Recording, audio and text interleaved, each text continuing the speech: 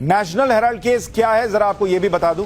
एक कंपनी है associated journals limited यानी एजेएल, जो नेशनल हेराल्ड अखबार निकालती थी। इसे कांग्रेस पार्टी ने 90 करोड़ रुपए का लोन दिया था। फिर एक कंपनी है यंग इंडियन लिमिटेड, जिसमें 76% शेयर सोनिया गांधी और राहुल गांधी के। इसी ने यंग इंडियन ने एजेएल का अधिग्रहण कर लिया था। अब इस पूरे केस को विस्तार से समझने के लिए पहले नेशनल हेराल्ड को जान लीजिए कि क्या है ये। नेशनल हेराल्ड अखबार 1938 में जवाहरलाल नेहरू ने शुरू किया था और इस अखबार को एसोसिएटेड जर्नल्स लिमिटेड कंपनी छापती। 2008 में नेशनल हेराल्ड अखबार बंद हो गया और इस पर करीब 90 करोड़ रुपए का कर्ज हो गया था। 2008 में जब नेशनल हेराल्ड छापने वाली कंपनी एजेएल कर्ज में डूब गई तो कांग्रेस पार्टी ने एजेएल को 90 करोड़ रुपए का कर्ज दिया और वो भी ब्याज मुक्त। लेकिन इस कर्ज पर सवाल इसलिए उठे क्योंकि ये कर्ज देने के बाद यंग इंडियन नाम की एक कंपनी का चैप्टर खुला। 2010 में यंग इंडियन नाम की एक नई कंपनी बनी जिसमें राहुल गांधी और सोनिया गांधी की 38% की हिस्सेदारी थी और बाकी 24% शेयर मोतीलाल वोरा और ऑस्कर फर्नांडिस के थे। इसी कंपनी को एजेएल को दिए गए 90 करोड़ रुपए के कांग्रेस पार्टी के लोन की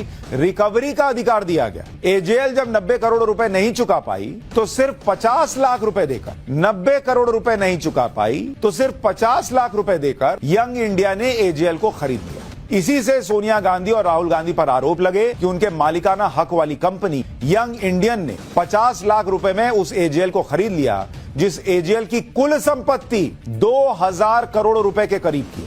50 लाख रुपए में 2000 करोड़ रुपए की संपत्ति वाली चीज खरीद ली और किस नाम पे खरीद ली कि 90 करोड़ का ये लोन नहीं चुका पा रहा है। दिल्ली, मुंबई, पटना, पंचकुला, लखनऊ जैसे शहरों की प्राइम लोकेशन में इसकी रियल स्टेट प्रॉपर्टी है। ये प्रॉपर्टी एजेएल को तब की सरकारों ने अखबारों को पब्लिश करने के उद्देश्य से दी, लेकिन इसे किराए पर देकर महीनों लाखों रुपए कमाए जाते थे। आरोप है कि दिल्ली में बहादुर शाह जफर मार्ग पर हेराल्ड हाउस है जिसकी कीमत कई 100 करोड़ रुपए की है। दावा है कि इसे पासपोर्ट ऑफिस को किराए के लिए दिया गया।